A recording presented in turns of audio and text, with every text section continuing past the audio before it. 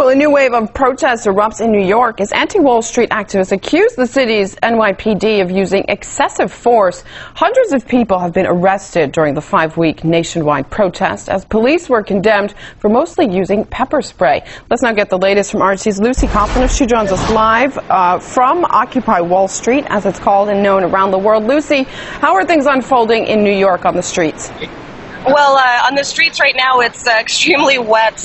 We're just trying to sort of stay dry, and I apologize if the connection will give out. But yes, as you mentioned, a lot of excessive tactics by the NYPD, the police department here, resulting in, I think, a total of 992 arrests now since the Occupy Wall Street demonstrations had begun.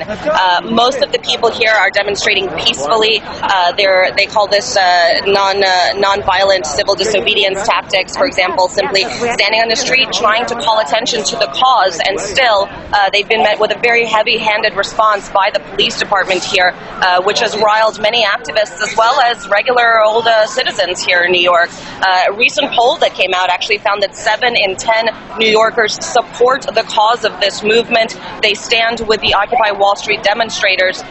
Not a very good development if you're the mayor of New York City and continue to deploy police officers on horseback, on scooters, that seem to sort of escalate and get out of hand whenever any sort of protest develops.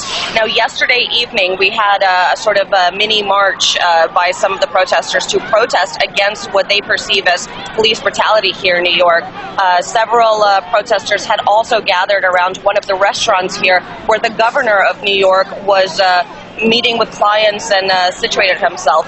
Several protesters ended up getting arrested simply for being in the street there and refusing to leave. As you can see behind me, perhaps, hopefully you can see behind me, the weather is not really cooperating with us today, but a lot of the spirits remain high.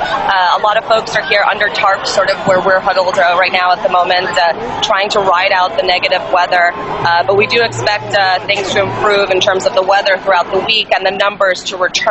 Right now, I would say there's probably a couple hundred protesters in the park, a little bit less than the 1,000 or so that we've been seeing throughout the week. But again, weather does seem to have some small impact on this movement, but the movement does continue to grow across the country and across the globe. All right, you are a trooper, Lucy. Lucy's been at Occupy Wall Street since the very beginning. Hang in there, stay dry. Thank you. Lucy Kafanov, live from downtown New York. Well, you can get more